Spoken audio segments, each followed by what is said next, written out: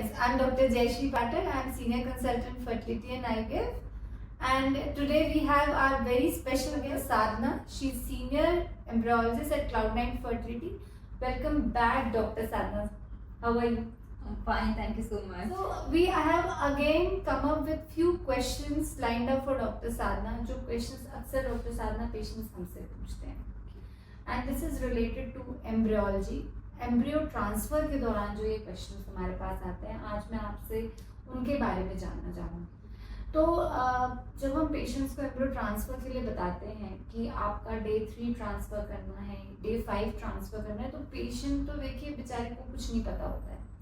We try to explain that, but I would like to know from you please what is day 3 transfer और what is day 5 transfer. इसके लिए हम day 0 से शुरुआत करते हैं.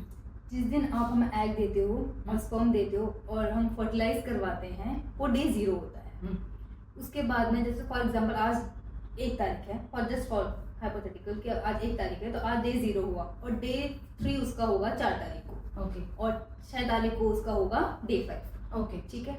तो जैसे जैसे एम्ब्रियो ये डेवलप होगा, ग्रो होगा, उस हिसाब से हम उसका ट्रांसफर और उसका ग्रोथ के हिसाब से उसका ट्रांसफर डिसाइड करेंगे.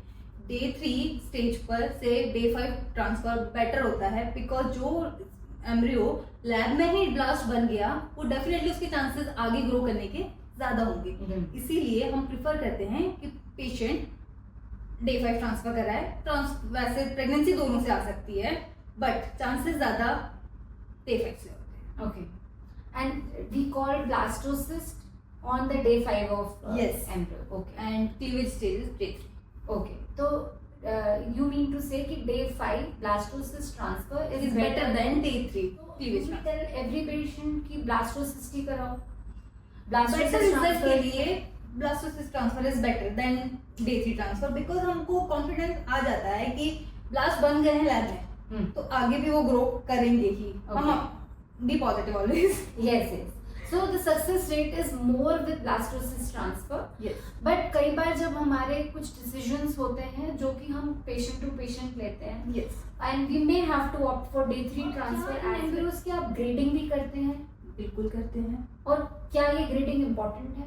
बिल्कुल इंपॉर्टेंट है. एक्चुअली ग्रेडिंग के बेसिस पर ही हम लोग एम्ब्रियो ट्रांसफर के लिए सिलेक्ट करते हैं. जो बेस्ट एम्ब्रियो होता है ग्रेड ए का, ए बी का, वही हम प्रिफर करते हैं कि ट्रांसफर करें, क्योंकि हमें पता है कि जो अच्छी ग्रेड का हम एम्ब्रियो ट्रांसफर करेंगे उतने ही चांसेस होंगे पेशेंट के प्रेग्नेंट होने के. बिल्कुल. ठीक है. तो हम वही तो ग्रेडिंग में बेसिकली हम क्या करते हैं, गार्डनर की ग्रेडिंग जैसे हम ले लें तो उसमें ग्रेडिंग होती है 2A, 3A, 4A. जो फर्स्ट डिजिट होती है जैसे 2, 3, 4, 5, 6 तक होती है. तो ये जो 1, 2, 3 जो नंबर्स हैं वो दर्शाते हैं एम्ब्रियो का साइज क्या है. अच्छा. 2 मतलब छोटा, 3 मतलब उससे थोड़ा बड़ा, 4 मतलब उससे थोड़ा बड़ा. और जो फर्स्ट लेटर है ए बी, बी, ये जो ग्रेडिंग हम देखते हैं, तो जो फर्स्ट लेटर है वो दर्शाता है उसकी आईसीएम कैसा है. अच्छा. ठीक है. एक ग्लास जो होता है उसमें एक प्रोफेक्टोडर्म होती है, एक आईसीएम होता है. तो जो first inner cell mass. Yes. ICM जो होता है इनर सेल मास होता है, और जो सेकंड लेटर होता है वो उसके प्रोफेक्टो कैसी है उसकी ग्रेड हमको बताता है. तो आप ये सब असेस करते हैं जब आप एम्ब्रियो ग्रेडिंग बताते हैं? जी बिल्कुल. तो उसका साइज क्या है उसके अकॉर्डिंग उसका नंबरिंग देते हैं. जैसे फॉर एग्जांपल मैंने लिखा 4AB मतलब एक्सपैंडेड ब्लास्ट है, 4 साइज का एक्सपैंडेड ब्लास्ट है, उसकी inner cell mass A grade का है, बट प्रोफेक्टोडर्म उसकी B ग्रेड की है, तो उसको बोलेंगे 4AB.